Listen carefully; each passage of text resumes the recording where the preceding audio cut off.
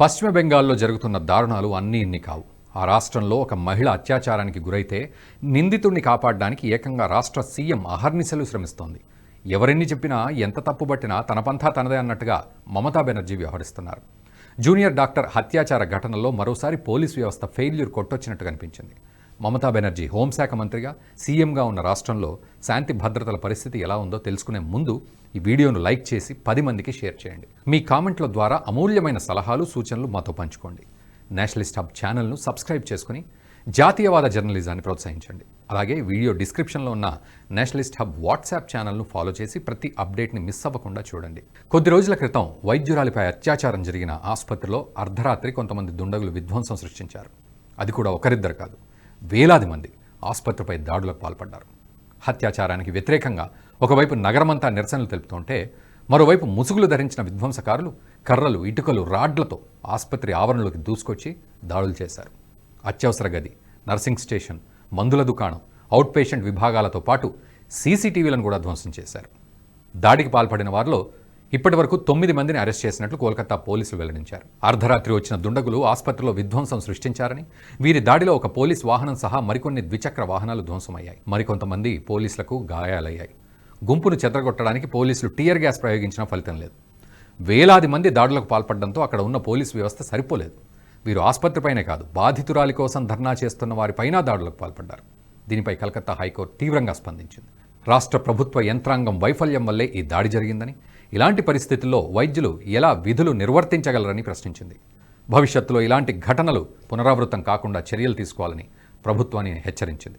ఇంతటి సున్నితమైన అంశంపై ఇంత నిర్లక్ష్యంగా ఎలా వ్యవహరిస్తున్నారో అర్థం కావడం లేదని ఆగ్రహం వ్యక్తం చేసింది న్యాయస్థానం.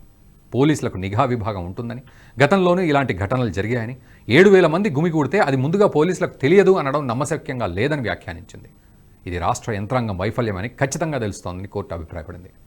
పోలీస్ వ్యవస్థ ఇంత నిర్లక్ష్యంగా వ్యవహరిస్తే వైద్యులు ధైర్యంగా ఎలా పనిచేస్తారని ప్రశ్నించింది. తాము ఆ ఆసుపత్రిని మూసివేస్తామని, అక్కడున్న వారిని తరలిస్తామని, అక్కడ ప్రస్తుతం ఎంతమంది చికిత్స పొందుతున్నారో చెప్పాలని కోర్టు ఆగ్రహం వ్యక్తం చేసింది. ఆసుపత్రిపై దుండగుల దుశ్చర్య ఘటనపై కూడా సిబిఐ దర్యాప్తునకు ఆదేశించింది. క్రైమ్ సీన్ చెక్కు చెదరకుండా ఉందని నిరూపించే ఫోటోలను చూపించాలని పోలీసులను ఆదేశించింది.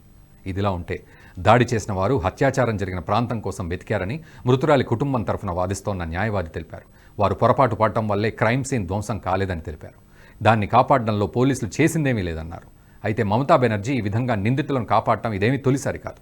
గతంలో అత్యాచార బాధితులపై మమతా బెనర్జీ ఎంతో హేయకరమైన భాష ఉపయోగించారు. వాటిని ఒకసారి పరిశీలిద్దాం.